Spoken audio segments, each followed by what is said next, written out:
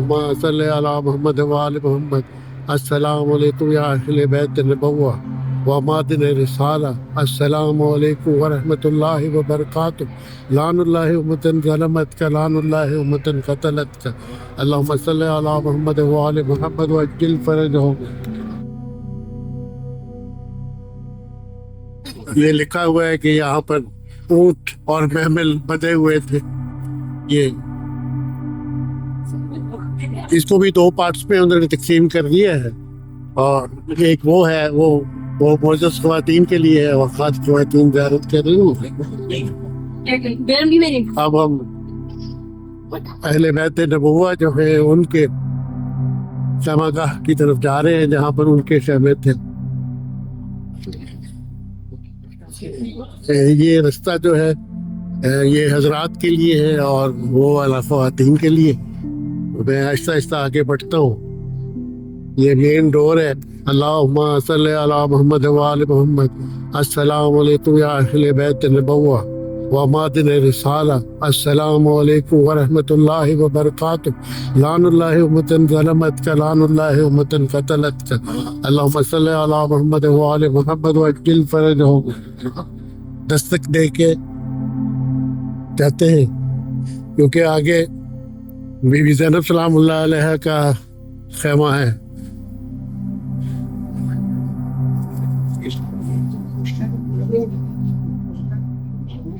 یہ بھی دو حصوں میں تقسیم ہے۔ یہ لیفٹ سائڈ پر خواتین کے لیے ہے اور یہ حضرات کے لیے ہے۔ میں آپ سب کی طرف سے، اپنے اہل خاندان کی طرف سے، اپنے دوست احباب کی طرف سے بی بی کی زیارت کرتا ہوں۔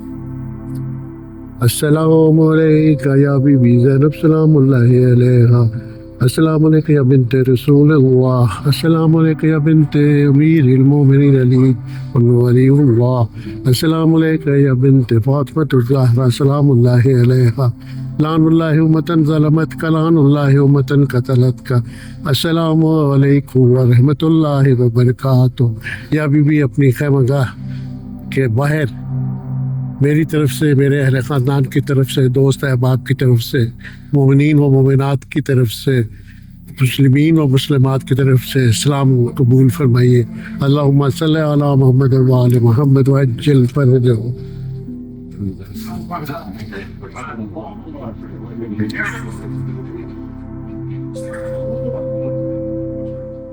اب ہم ایک اور خیمے کی طرف بڑھتے ہیں۔ یہ حضرت امام زین العابدین علیہ السلام کا خیمہ ہے۔ دیکھیں کتنی حفاظت سے مولا نے آنے والے امام کی حفاظت کے لیے کتنی اہتمام کیا تھا اور ان کو ایک خاص جگہ پر حفاظت سے ہم کو خیمہ بنا کے دیا تھا۔ یہ دیکھیے گا خیمہ امام زین العابدین علیہ السلام، یہاں پر بھی میں آپ سب کی طرف سے زیارت کرتا ہوں۔ میں خود کر چکا ہوں ایک دفعہ، لیکن آپ سب کی طرف سے دوبارہ کر رہا ہوں۔ اللہم صلی علی محمد وآل محمد السلام علیکم یا علی ابن حسین یا عابد بیمار یا امام زین العابدین علیہ السلام، لعن اللہ امتن ظلمتک لعن اللہ امتن قتلتک السلام علیکم ورحمۃ اللہ وبرکاتہ۔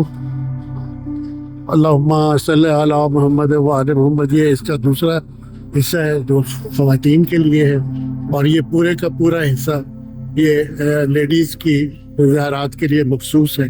یہاں پر وہ مجالس وغیرہ کرتی ہیں، اور یہ والا حصہ انہوں نے مخصوص کیا ہوا ہے حضرات کے لیے۔ اور یہاں پر بھی ماتمداری، مجلس اعزاء اور ساری یہاں پر جو ریلیجس تقاریب ہو۔